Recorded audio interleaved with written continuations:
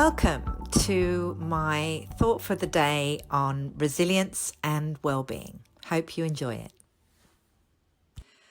Hello, here is my first little live that's come to me as a result of actually doing yoga today and working out with my friend Charlie Wall. I just am really interested in well-being and resilience at this time.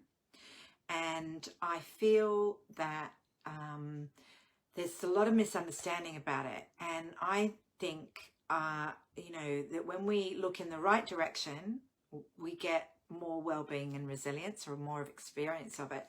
And when we look in the wrong direction, which many of us have been taught to do, we get less of it.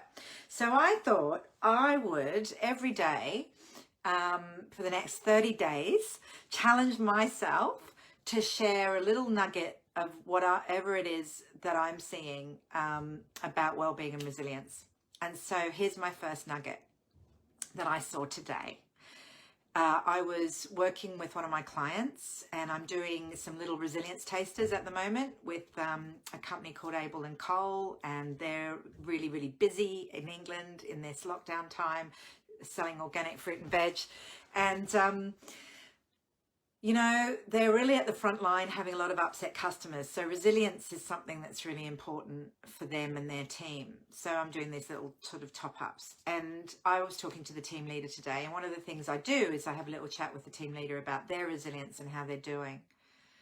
Well, I was just really blown away by this young man who has, really only in his 20s, but he's had his own experience over the years of anxiety and various different things.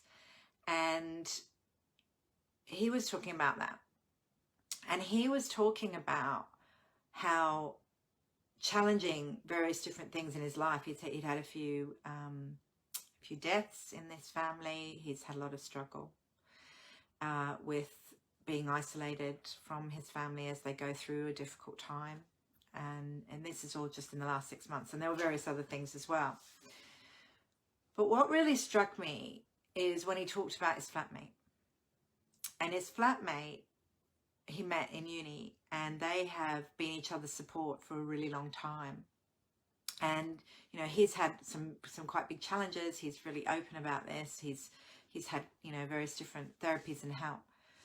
But it really struck me that this flatmate was the person that helped him settle his mind by giving him a space to be, seeing him and his essence, not just his temporary anxiety or whatever it is, seeing kind of through that, seeing who he really was, seeing that he is someone who would be okay and is okay fundamentally.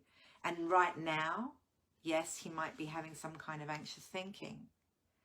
And it just really reminded me that the power of love is all we need to tap into if we want to help somebody who's anxious. Because we can't fix them, well, partly because they're not broken, but also even if they're trying to tell us they're broken, fixing isn't what the direction of travel that we really want to go in. Because fixing implies the brokenness, and we don't want to give that a lot of attention.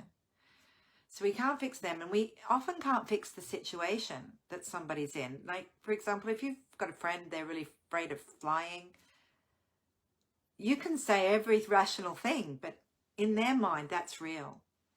So what are we left with if we really want to be of service to other people?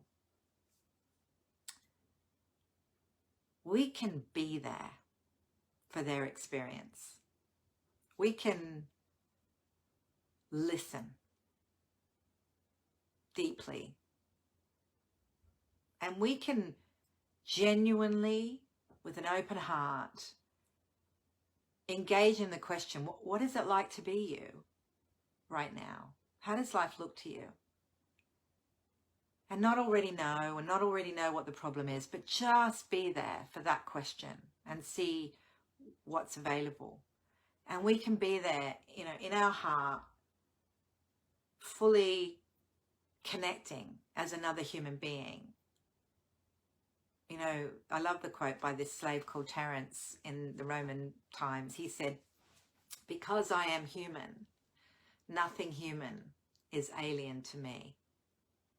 And that means to me, there isn't anything you can experience that I can't relate to as a fellow human being, because we've all been terrified, we've all been angry, we've all been desperate, hopeless, lost, afraid. Different circumstances, sure, but those feelings are the human condition. So as a human, I can meet you there, and that's the power of love. I can know what it is like to experience that. I do not know what it is fully to be you, but I can understand when you share with me your experience. I can meet you there as best I can. And finally, you know, the power of love, the greatest gift, it's to see through the illusion of the temporary to the essence, to the eternal, to the, you could say, even soul. And so that just really struck me in this young man. He already knows that that's what makes a difference.